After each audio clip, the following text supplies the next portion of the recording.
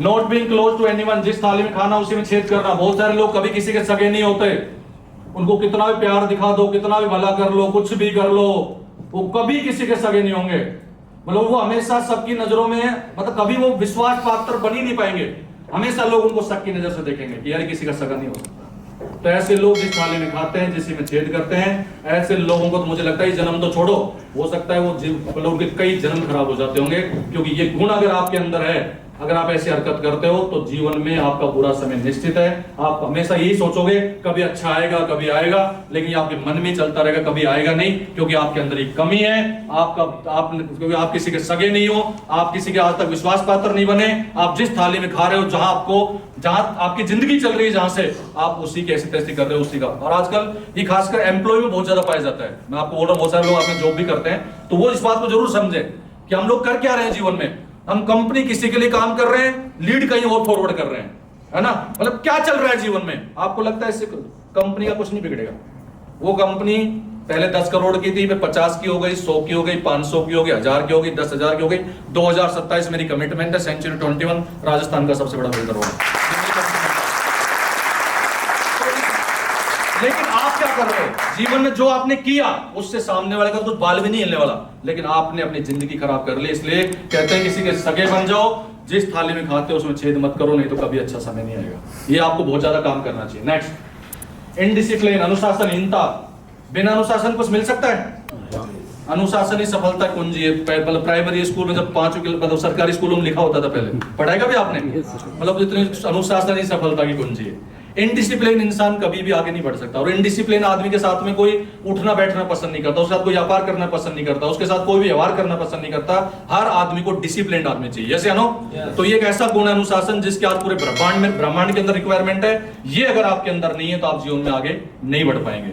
Next, character problem. कुछ लोगों के चरित्र में प्रॉब्लम होती है, वो हर बात पे झूठ बोलते हैं।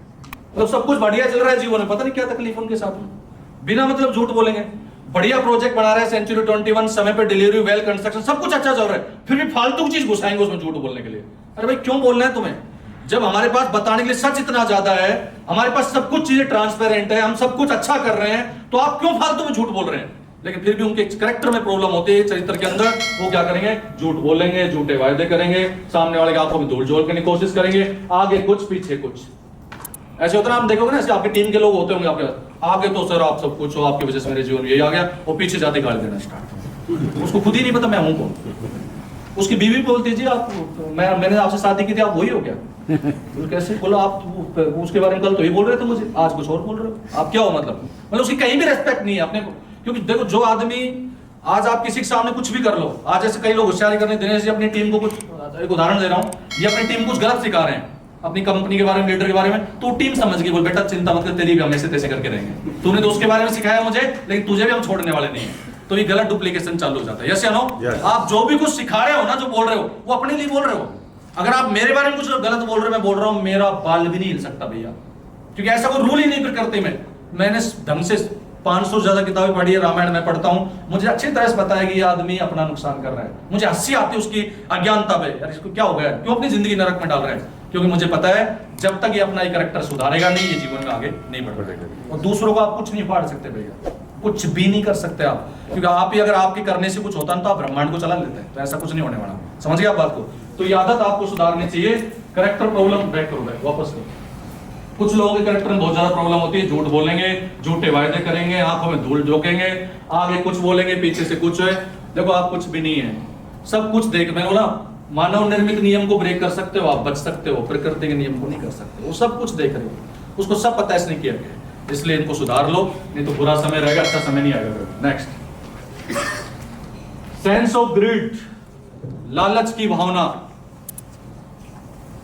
ये इंसान को बहुत मारती है। अगर इसका त्याग करोगे ना आप जीवन में, थोड़ा सेक्रीफाइस करके दूसरों के लिए कुछ सोचोगे, तो आपको बहुत फायदा मिलेगा इसका।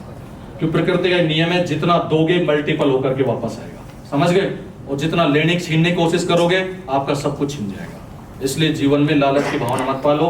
सबसे पहले अपने लोगों को, जो लोग आपके साथ काम करें, उनको फर्स्ट प्रायोरिटी पे रखो।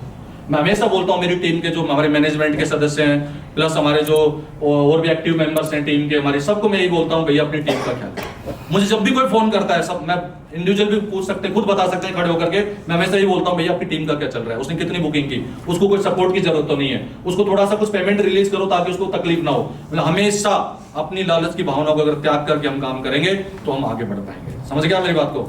आज किसी बिल्डर के यहाँ चले जाओ आप, वहां 10 लोग नहीं उनके साथ काम करने के लिए, और आप देखिए आज सेंचुरी 21 जब एथिक्स पे काम कर रहा है, कमिटमेंट पे काम कर रहा है, जब हम सिद्धांतों के साथ काम कर रहे हैं, तो आज 150 ज्यादा लोग मेरे सामने बैठे हुए हैं और आज सीख रहे हैं आज